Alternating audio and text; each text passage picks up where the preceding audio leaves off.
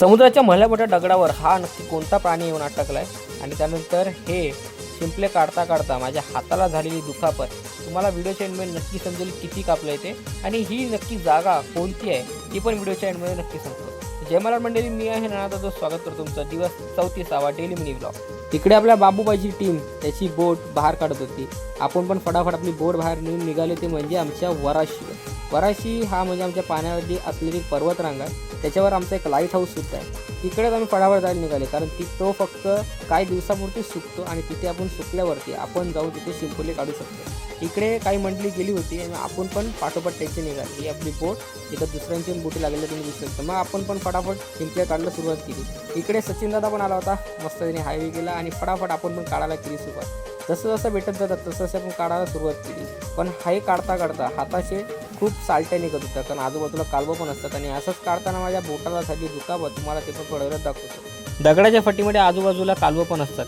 आणि हेच खेचताना माझ्या बोटाला लागली दुखापत। बोट एवढं चिरलं होतं की हाडापर्यंत सर्व बोटातला मांस दिसत होता। तरी काय आपण काढायला केली सुरुवात, आपण थांबले नाही कारण 1 तास आपल्याला मिळतो, जसं पाणी परत भरणार होता त्यामुळे आम्ही इथं कालवं वगैरे पण काढून घेतली मोठ्या मोठ्या साईजची। हा ही आमची जागा आहे, त्याला आम्ही धावरा म्हणतो आणि इथे जो दगड सुकतो त्या दगडावर हे असतात ते असे शिंपले। हे शिंपले मोठे मोठे साईजमधलेच घेतो, लहान साईजचे मधले आपण घेत नाही कारण लहान साईजमधले शिंपले नंतर मोठे होऊन आपल्यालाच मिळणार असतात आणि ह्या जागेवर कोण येत नाही, त्यामुळे आम्ही फक्त मोठे शिंपले काढून घेतो। फटाफट आपण शिंपले काढून घेतो। त्यात हा दिसला एक विचित्र असा कालव्यासारखंच आहे, पण हे काय आहे ते आजपर्यंत मला याचं नाव माहिती नाही। तुम्हाला जर माहिती असेल तर कमेंट नक्की करा। आणि ह्याच्याच बाजूला असताना माझा बोट फिरला होता, ही जागा बघा कसली भारी दिसते आणि हा एवढे मोठ्या साईजमध्ये कालवं, हे कालवं लहान साईज आहे, ह्याच्यापेक्षा 4 पट पट्टीने मोठे मोठे कालवे इकडे असतात। मग काय आपण हे 2 डबे भरून घेतले आणि घरी जायला निघाले।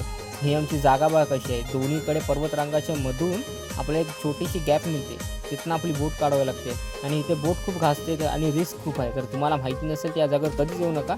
ही आपली टोटल कॅच होती, एवढं काढून काढून आज आपल्याला हाताला पण खूप दुखापत झाली होती। सचिन दादा पण आला होता मागे मागे आणि मग काय एवढे आम्ही नाही करता हे टोटल आमची 15 किलो झाले।